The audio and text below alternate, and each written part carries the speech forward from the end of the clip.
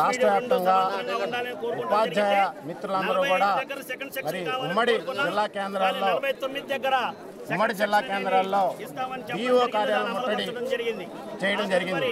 ప్రధానంగా మరి ఐక్య ఉపాధ్యాయ సంఘాల వేదిక ప్రకారం మరి రాష్ట్ర ప్రభుత్వంతో చర్చలు జరిగినప్పుడు ఎస్డిటీలకు మాన్యువల్ కౌన్సిలింగ్ జరుపుతానని హామీ స్పష్టమైనటువంటి హామీ ఇచ్చి ఈ రోజున హామీని తుంగలో తొక్కి వెబ్ కౌన్సిలింగ్ అనే కొత్త విధానాన్ని తీసుకొచ్చి మరి ఎస్డిటీలకు చాలా ఇబ్బందులు పాలు చేస్తున్నారు.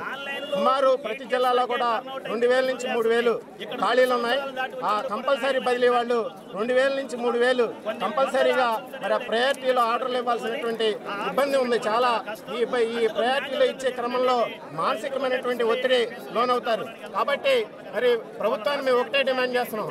గతంలో చంద్రబాబు ప్రభుత్వంలో ఉన్నప్పుడు 2017లో ఈ మాన్యువల్ కౌన్సిలింగ్ని మరి ప్రవేశపెట్టారు, మాన్యువల్ కౌన్సిలింగ్ ఇచ్చారు. అదేవిధంగా ఇప్పుడు కూడా మరి ఉపాధ్యాయుల యొక్క అవసరాన్ని బట్టి ఎస్జిటీలకు మాన్యువల్ కౌన్సిలింగ్ జరిపి మరి ఉపాధ్యాయులందరూ కూడా మేలు జరపాలని మేము డిమాండ్ చేస్తున్నాం. అలాగే సమాంతర మీడియాని ప్రవేశపెట్టాలని మేము కోరుతున్నాం. దౌర్భాగ్యం ఏంటంటే తెలుగుదేశం ప్రభుత్వంలో తెలుగు మీడియం లేకపోవడం చాలా దౌర్భాగ్యం. తెలుగుదేశం ప్రభుత్వంలో మరి ఉర్దూ మీడియం ఉంది, అలాగే కన్నడ మీడియం ఉంది, అలాగే ఒరియా మీడియం ఉంది. కానీ తెలుగు మీడియం లేకపోవడం చాలా దౌర్భాగ్యం. మరి గతంలో ఉన్నటువంటి పవన్ కళ్యాణ్ కానీ, లోకేష్ కానీ, చంద్రబాబు కానీ మేము అధికారంలోకి వస్తే తెలుగు భాషను మేము ప్రోత్సహిస్తాం, తెలుగు మీడియాన్ని మేము ప్రోత్సహిస్తామని గతంలో అధికారం రాకముందు చెప్పి ఈ రోజున అధికారంలోకి వచ్చిన తర్వాత తెలుగు మీడియాన్ని మరి పక్కన పెట్టి మరి తెలుగు భాష ప్రేమికులు కానీ తెలుగు మీడియాన్ని కూడా రద్దు చేస్తున్నారు. ఇప్పుడైనా సరే ప్రభుత్వం తెలుగు మీడియాన్ని ప్రోత్సహించి సమాంతర మీడియాన్ని ప్రోత్సహించి తెలుగుదేశం ప్రభుత్వంలో తెలుగు భాషని రక్షించాల్సినటువంటి అవసరం, పరిరక్షణ అవసరం ఉందని చెప్పేసి ఉపాధ్యాయ సంఘాలుగా ఉపాధ్యాయ మిత్రులుగా మేము డిమాండ్ చేస్తున్నాం. నా పేరు సదారత్ అండి. Andhra Pradesh primary teachers association NTR జిల్లా అధ్యక్షుడిగా మాట్లాడుతున్నా. ఇప్పటిదాకా జరిగిన చర్చల్లో కమిషనర్ గారు, ప్రిన్సిపల్ సెక్రటరీ గారు చెప్పినట్లుగా ఖచ్చితంగా వెబ్ కౌన్సిలింగ్ బదులు మాన్యువల్ కౌన్సిలింగ్ ఇస్తామని హామీ ఇవ్వడం జరిగింది. అయినప్పటికీ కూడా చెప్పిన మా వాగ్దానాన్ని నెరవేర్చకుండా మళ్ళీ వెనక్కి వచ్చారు. అదే కాకుండా ఇప్పటిదాకా జరిగిన ఎస్ఏ కౌన్సిలింగ్స్లో కూడా అన్నీ అసంబద్ధంగా జరిగినవి. ఏది కూడా సరైన పద్ధతిలో జరగలేదు. 500 ఉన్న పెట్టుకోవడానికి చాలా ఇబ్బంది పడి ఎక్కడెక్కడ దూరాలు వెళ్ళేది తెలియకుండానే అనవసరంగా ఎక్కడెక్కడో పెట్టుకున్నారు. టీచర్స్కి అవగాహన లేకుండా అటువంటిది 3000 మంది స్కూల్స్కి 3000 మంది ఎక్కడెక్కడ పెడతారు, వాళ్ళకి ఎలా అవగాహన ఉంటుంది? ఒక 50-60 అంటే ఏదైనా దగ్గర మండలాలు తెలుస్తుంది, మిగతా వాటిని ఎలా వాళ్ళు నిర్వర్తించుకుంటారు? ఇవన్నీ జరగని పనులు. చెప్పినట్టుగానే వాగ్దానం చేసినట్టుగానే మళ్ళీ మాన్యువల్ కౌన్సిలింగే ఇవ్వాలని చెప్పేసి మేము ఆంధ్రప్రదేశ్ ప్రైమరీ టీచర్స్ అసోసియేషన్ నుంచి కోరుతున్నాం. ఇదే కార్యాచరణ ఇట్టాగే జరుగుద్ది. చేసే వరకు కూడా ఎవరు ఆప్షన్స్ అనేది పెట్టుకోము, ఏ టీచర్ కూడా ఆప్షన్స్ అనేది పెట్టరు.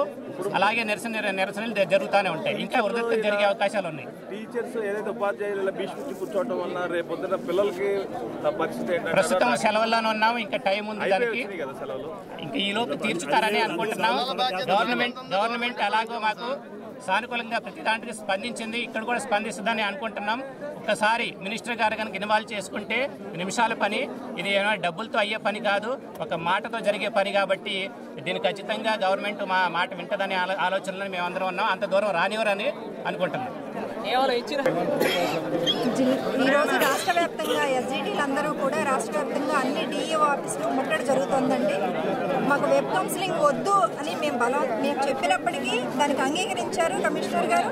ఇప్పుడేమో రాత్రి నిన్న వెబెక్స్ మీటింగ్లోన వాళ్ళందరికీ మాన్యువల్ కౌన్సిలింగ్ కాదు, వెబ్ కౌన్సిలింగ్ ఆప్షన్స్ పెట్టమని ఎస్జిటీలను బలవంతం చేస్తున్నట్టు దృష్టికి వచ్చింది. కొన్ని చోట్ల జరుగుతుందని కూడా తెలుస్తుంది. ఇది చాలా చాలా అన్యాయం. ఒక ఎస్జిటీ 100 కొద్ది ఆప్షన్స్ పెట్టాలి. ఎలా పెట్టగలరండి? ఏ మండలాల్లో ఎక్కడి నుంచి తెలుస్తుంది మాకు? ఏ మండలాలని ఏ చివరి జిల్లాలో రాష్ట్రంలో ఎక్కడికి వెళ్ళగలం మేము? జిల్లాలో చివరి మండలాల వరకు వద్దండి.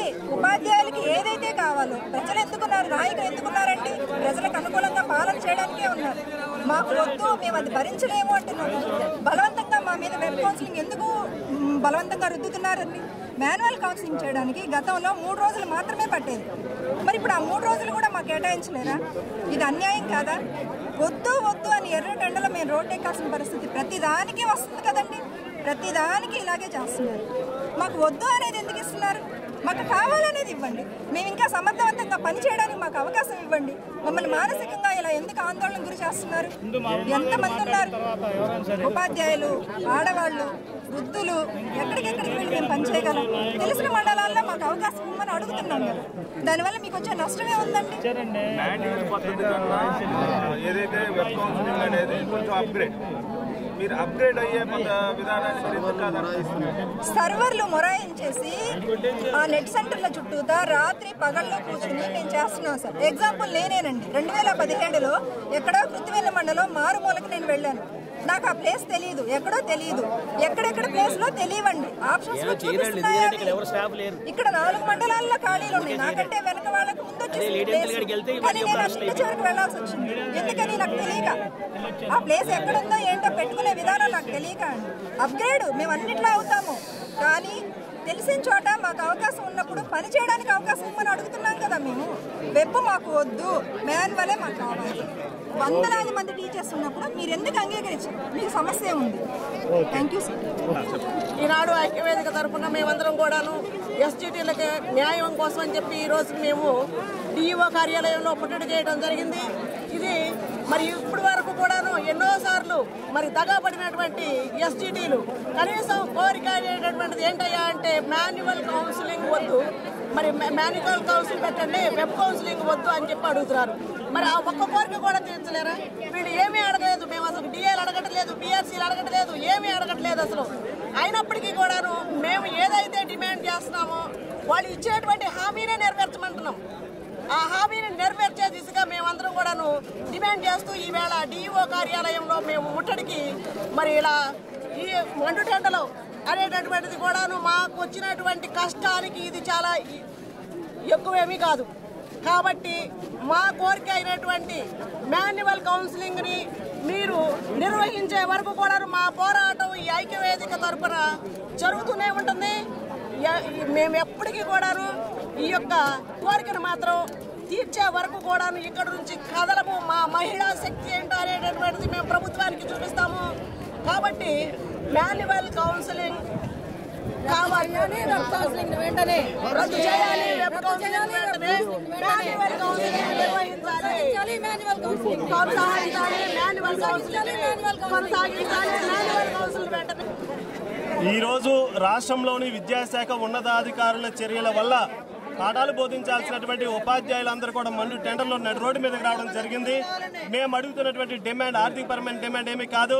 గతంలో చంద్రబాబు నాయుడు గారు రద్దు చేసిన వెబ్ కౌన్సిలింగ్ ని నారా లోకేష్ గారు ఇప్పుడు రద్దు చేయాలని చెప్పేసి మేము అడుగుతున్నాము. గతంలో ఎస్జిటీలు ఇదే డిఓ ఆఫీస్, ఇదే కృష్ణా జిల్లా డిఓ ఆఫీస్ లో బారికేడ్లు వెనకొడితే నెక్స్ట్ డేనే చంద్రబాబు నాయుడు గారు మీ అందరికీ మాన్యువల్ కౌన్సిలింగ్ జరుగుతుందన్నారు. ఇప్పుడు నారా లోకేష్ కూడా రేపు ఉదయానికల్లా ఆ విధంగా స్పందించాలని, అప్పటి వరకు మా టీచర్స్ ఎవరు కూడా వెబ్ ఆప్షన్స్ పెట్టరని చెప్పేసి ఉపాధ్యాయ సంఘాల ఐక్యవేదిక ఆధ్వర్యాన జరిగేటువంటి ఈ కార్యక్రమం ద్వారా మీకు దృష్టికి తీసుకొస్తున్నాం. Thank you. నమస్తే ఫ్రెండ్స్, నేను మీ రూపిణి. మీ అందరూ చాణక్య ఛానల్లో వీడియోస్ చూస్తున్నారు కానీ వాటికి లైక్ చేయట్లేదు అండ్ సబ్స్క్రైబ్ చేయడం మర్చిపోతున్నారు. మీరు కనుక చాణక్య ఛానల్కి సబ్స్క్రైబ్ చేస్తే మాకు ఇంకా మంచి వీడియోస్ని, న్యూసెస్ని చేయడానికి మాకు మోటివేషన్ ఉంటుంది. Thank you and don't forget to subscribe Chanakya channel.